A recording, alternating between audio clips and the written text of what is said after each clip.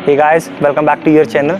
तो आज की ब्लॉग में हम डिस्कस करेंगे ट्राइबन RC100 के बारे में। मेरे को बहुत से क्वेश्चंस आ रहे हैं, तो आई थॉट कि क्यों ना इसका Q&A बनाया जाए और आप सबको बताया जाए एक ही वीडियो के अंदर कि क्या ट्राइबन्स के अंदर प्रोज एंड क्या कौन है। तो चलिए इस वीडियो को शुरू करते हैं।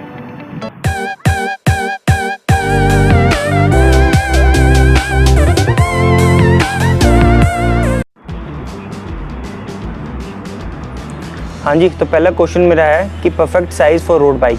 तो मेरे ख्याल से जो परफेक्ट साइज़ है रोड बाइक का, अगर आपकी हाइट 5'5" टू लेके 5'7", 8" है तब आप स्मॉल साइज़ ले सकते हो। अगर आपकी हाइट 5'9" भी है तब भी स्मॉल साइज़ आप ले सकते हो, बिकॉज आपने पिछली वीडियोस में मैंने आपको बताया था कि क्या क्या चीज़ें मैटर करती है हाइट के हिसाब से, बिकॉज उसमें आपका जो ये जॉइंट होता है लेग का, ये स्ट्रेट होना चाहिए। तो अगर आप अपनी सीट को ऊंची कर लेते हो तो आपकी वो प्रॉब्लम भी दूर हो जाती है। बट आप इससे बड़ा या छोटा साइज़ मत लेना अगर आपका हाइट उतनी है। बाकी 5'9" टू लेके 5'11" तक आप मीडियम साइज़ ले सकते हो। उसके अबव जो है आप large size he low.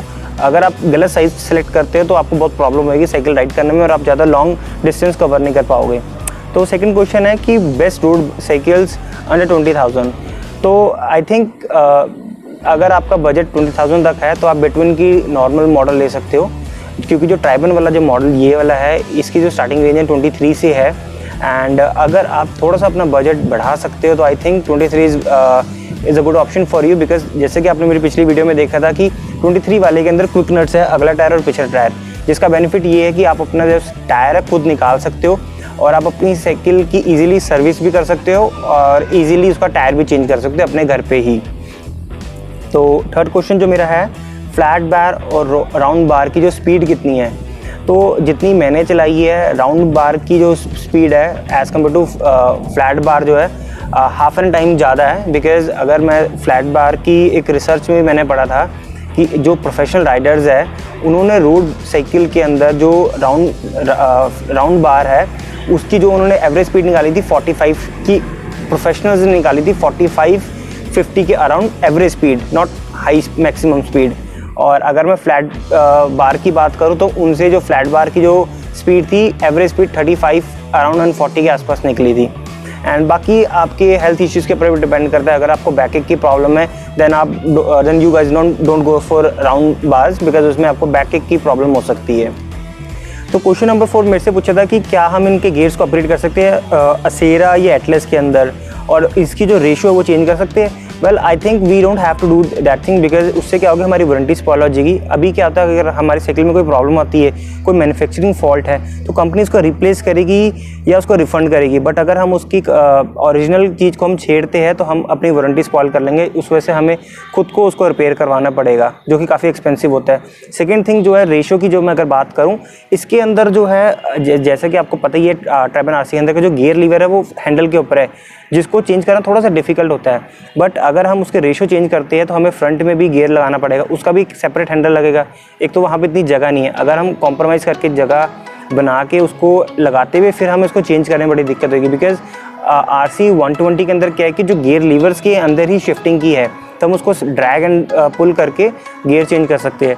But उसके अंदर मेरे को एक चीज़ ठीक नहीं लगी कि जो उसके गियर्स है वो बिटवीन के सनराइज़ के, आई थिंक, तो उनको जो है ट्राइबन वालों को या डीकैथलन को शिमानो के गियर देने चाहिए थे उसके अंदर। तो मेरा 5वां क्वेश्चन है कि ये जो साइकिल है ये पंचर बहुत जल्दी होती है। तो आंसर है नो, जल्दी पंचर नहीं होती, ना खड्डों के अंदर पंचर होती है। अगर हम इसको अच्छी तरह ड्राइव कर रहे हैं तो साइकिल पंचर नहीं होती है। बाकी जैसे कि आपने देखा था मेरी पिछली वीडियो में मेरी साइकिल कैसे पंचर हुई थी और कैसे मैंने साइकिल को रिपेयर किया था, आपको लिंक डिस्क्रिप्शन में मिल जाएंगे, आप उसको देख लेना एक बार। तो ये हमारे चलाने के ऊपर डिपेंड करता है और लोकेशन के ऊपर कहाँ हम चला रहे हैं, जिस वजह से हमारी साइकिल पंचर होती है। वैसे ऐसा कोई और प्रॉब्लम नहीं है।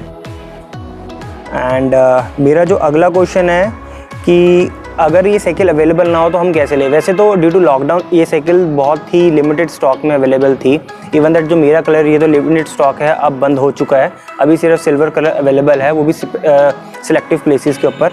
बट इन केस अगर वो आपकी जगह पे आउट ऑफ स्टॉक हो जाता है तो आप एक तो वहाँ पर ऑप्शन आती है नोटिफाई मी कि जब भी स्टॉक है तब करना, मेरे को पता लगे। सेकंड थिंग क्या होता है, जैसी अगर आप डेस्परेट हो साइकिल लेने के लिए तो आप एवरी हाफ एन आवर या 1 आवर के बाद अपनी जो साइकिल है और डीकैथलन की वेबसाइट पे चेक करते रहो ये एप्लीकेशन पे। बिकॉज होता क्या है, समटाइम फॉर एग्जांपल मैंने 2 साइकिल बुक करवा रखी है या मैंने 1 साइकिल बुक करवा रखी है, मेरा थोड़ा टाइम बाद प्लान चेंज हो गया, तो मैंने वहाँ से कस्टमर केयर को कॉल करके अपनी जो है साइकिल कैंसिल कर दी, एप्लीकेशन से अपनी साइकिल कैंसिल कर दी।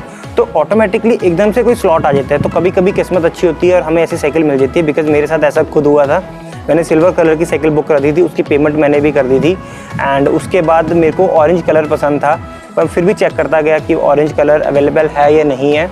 बट कुछ दिन के बाद वो ऑरेंज कलर अवेलेबल हुआ, मैंने फटाफट वो भी बुक कर दी थी। एंड पिछली साइकिल फिर मैंने 1-2 दिन बाद कैंसिल करी थी, क्योंकि उसका थोड़ा सा लंबा प्रोसेस है। अब इनकी एप्लीकेशन में अपडेट आ गया, जिससे कि आप एप्लीकेशन से भी अपनी ऑर्डर कैंसिल कर सकते हो। बट पहले कस्टमर केयर से करना पड़ता, फिर रिफंड के लिए काफ़ी बड़ी चीज़ थी। बट ओवरऑल वो सब एक्सपीरियंस ठीक था और मेरा पैसा भी मेरे को वापस मिल गया था। तो अगला क्वेश्चन है कि क्या हमें अपनी ब्रेक लीवर्स को खोलना पड़ता है जब भी हम टायर चेंज करते हैं? बट ऐसा इसका आंसर नो है, बिकॉज हमारी जो ब्रेक्स होती है, वी ब्रेक्स है, उसके ऊपर एक लीवर होता है। अगर हम उस लीवर को पुल करेंगे ऊपर को तो वो हल्की सी स्ट्रेच हो जाती है, जिससे टायर ईजिली निकल जाता है। बट जो पिछला टायर है उसके लिए हमें निकालने के लिए हवा निकालनी पड़ती है, अगला टायर ईजिली निकल जाता है।